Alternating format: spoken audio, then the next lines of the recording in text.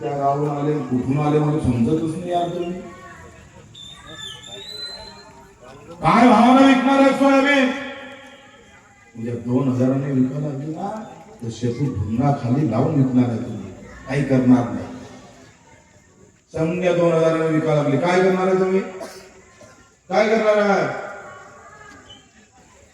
आलू शिरणार का घरी? कोणी बोलायला काय करणार आहे? तू देणार पहिले कपडे काढू द्या, म्हणणार घेऊन जायला पुढं गाव गाव गेलं तर चालतं. वा देवा, छत्रपतीचा पुतळा वाचा, बाबासाहेबांचा पुतळा वाचा, महात्मा फुलेंचा पुतळा वाचा, 2000 काही नाही करत बच्चे बघ होतं जाऊ दे ना. काय होतं काय करायचं त्या महाराष्ट्र म्हणून दे ना भविष्याच्या आईला वाढायचं. आम्ही ठरवलं पाहिजे 15 दिवसात जर सरकारनं खरेदी केंद्र सुरू केले नाही 5324.28 रुपये आमचे हमी भाव आहे, ते चुकीचे भाव आहे. राज्य सरकारनं सोयाबीनचे 15% नफ्यानं 7000 भावाची शिफारस केली. केंद्रानं मोदी साहेबांच्या सरकारनं 2000 रुपये कमी भावानं भाव जाहीर केले 5328. आज आमचे भाव 3400-4000 आणि उद्या जर वाढलेले केंद्र जर सुरू केलं नाही तर तुम्हाला 3000 सोयाबीन विकावं लागतं. आमचं जर खरेदी केंद्र सुरू केलं नाही कसम कलेक्टर ऑफिस मध्ये सोयाबीन घेऊन टाकल्याशिवाय राहणार नाही. हा आवाज आता काळ्या वाजून त्याच्या अगोदर मुद्दे असं वाटलं का भाऊ जिवंत आहे का मेलेले तेच समजत नव्हतं तुम्ही. अरे एखाद्या दिवाळीत लहान पोरीचा पाव आणायला गेलो तरी कट मारता रे 100च्या ऐवजी 50 सांगता. आणि एका क्विंटल माझं 2000 निघते तर तुमचं पोट बंद होत रे. बोलूही शकत नाही रे तुम्ही. हे कुठली मर्दांगी अरे. असले शेतकरी असले लोक मरण पुरते त्याच्यापेक्षा एक पटते. तुम्हाला वाटतं बोला माझ्या पार्टीचं माझी मावशी तर बीजेपीत आहे हे ना टोले म्हणून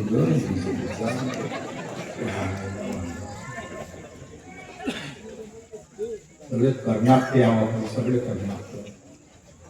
कोणाला कोण करणे केली तुमच्यावर 200 दिवस शेतीत जायचं, मार मार राहायचं, रक्ताचं पाणी करायचं, रात्रीचा दिवस करायचा, अख्खे ऊन वारा पाऊस आम्ही पाहिजे अंगावर घालचा आणि आम्ही शेतातला माल आला तर लुटून जाऊन द्यायचा. जय श्रीराम. जमलं वे भाव बटेंगे तो कटेंगे अपकून मग अरे साल्यावर तुमची सरकार केंद्रात आहे, तुमची आहे, राज्यात आहे, तुमची आहे आणि मरता आमचा हिंदू शेतकरी लाज नाही वाटत. तो देवा भाऊ 7-12 कोरा कोरा म्हणत होता आणि आता बोलायला तयार नाही. आता म्हणतो दुष्काळ पडल्यावर करू.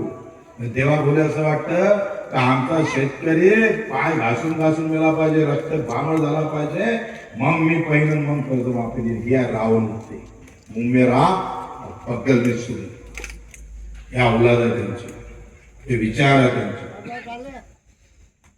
या विचाराच्या विरोधात लढावं लागतं. मित्र आम्ही ज्या लढाई लढलो ते जे दिव्यांग यांना 600 रुपये महिना होता, 20 वर्ष लढत राहिलो, 350 गुन्हे दाखल झाले.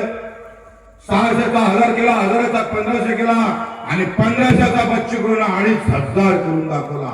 हे पैसो की लढाई जिंकली आम्ही. हे पैशाची लढाई जिंकली आम्ही. जो श्रीमंताकडे जाणारा पैसा माझ्या गरीब अपंगाच्या घरापर्यंत नेण्याचं काम आम्ही केलं. ज्या ग्रामीण भागाचं घर जे होतं ते 1.25 लाखाचं भेटायचं. पंतप्रधान योजना एकच, कार्यालय एकच, नाव एकच, सही एकाची. शहरात गेलं तर 2.5 लाखाचं घर आणि गावात आलं तर 1.25 लाखाचं घर. कोणी मैकेलाल त्या विधानसभेत बोलायला तयार नव्हता. आणि तुमचा तर माणूस बोलायचा संबंधच नाही. फार साकडे होय का फर साकडे होत काही संबंधच नाही आहे. निळी आलाली पाहिजे म्हणून भगव्याने मारा. दुसरं काय समजतं रे तुम्हाला? हिरा जातीवर निवडणुका करताय तुम्ही, निरा धर्मभेदावर. कामावर म्हणून करायची ताकद नाही तुमची. अक्कल कुठं आली अजून? शरद जोशींना पाडलं, बाबासाहेब आंबेडकरांना पाडलं. शरद जोशींना मार मार मेला तुमच्यासाठी. विदेशातली नोकरी सोडून इथं आला, घरदार सोडून दिलं, सगळ्या संस्थांवर राग रांग चुंगली करून टाकली, स्वतःची शरद जोशींची बायको पत्नी सुद्धा आत्महत्या करून मेले, तरी सुद्धा तुम्हाला जाग आली नाही. त्या शरद जोशीला हिंगणघाटमध्ये शेतकऱ्यानं पाडलं.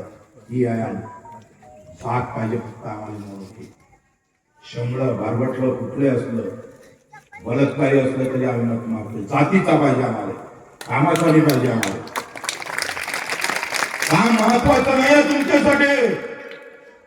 म्हणून मित्र शेवटचं सांगतोय, कर्जमाफी घ्यावंच लागणार आणि घेतल्याशिवाय राहणार नाही. 28 तारखेला जे जे वाहन भेटन ते त्याच्या वाहनानं पाठी जात पात पंत बाजूला ठेवून 28 तारखेला आम्ही तुम्हाला ठिकाण देऊ. तिथे तुम्हाला यायचं आहे ना रे? आवाज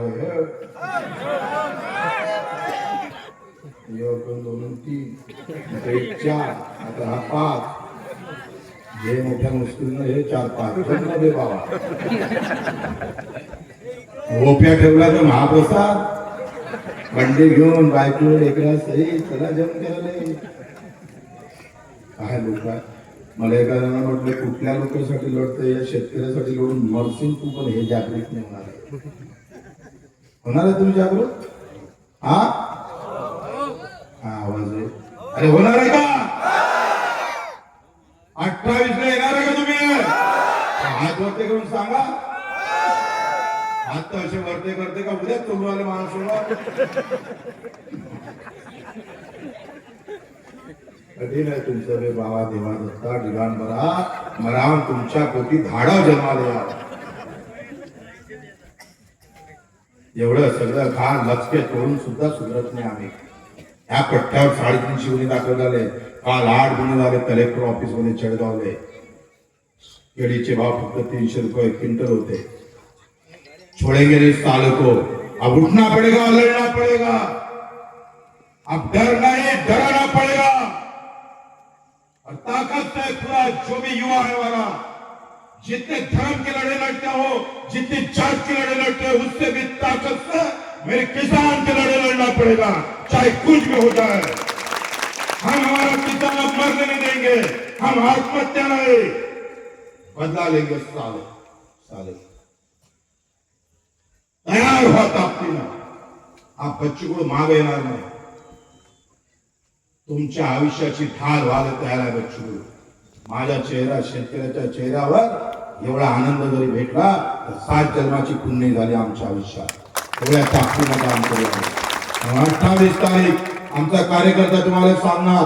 जे जे येणार त्यांनी नाव नोंद करून घ्या. नाही तर हे पोलिस दिसले का बरं बापरे आता तो काय करावं. हे आपले भाऊ आहे, त्यांचा बाप शेतकरीच होता. विचारत त्याला अंदर होता ना रे काय ते कबूल करतो. तुम्ही पाहिजे हो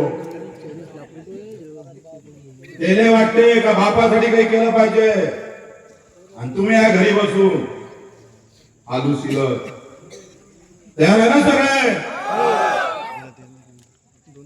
इकडं ह्या लहान पोट्याचा आवाज आला, इकडून एक आला. आम्ही तयार आहे का? जय जवान. हात वरती करा. जय जवान. या कोपऱ्यावरचे जे आहे ना ते 5-6 जण ते पक्के आहे पहिली पिक्चर एकदम. ते मेल्यावर याच्या गुन्हाले झेंडा लावून देता मेल्यावर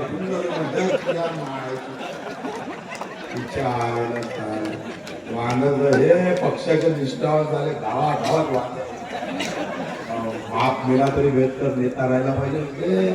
तिकीट भेटत ना जिल्हा परिषदेची मरणच चायला बोलू तू काय बोलत तुम्हाला तर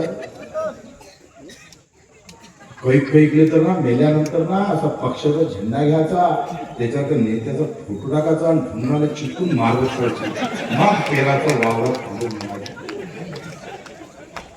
एवढे निष्ठावान आहे. बापाचे नाही आहे, मायचे निष्ठावान नाही आहे, शेतीचे निष्ठावान नाही, पक्षाचे निष्ठावान आहे. मेले तुम्ही त्याच्यामुळे मेले.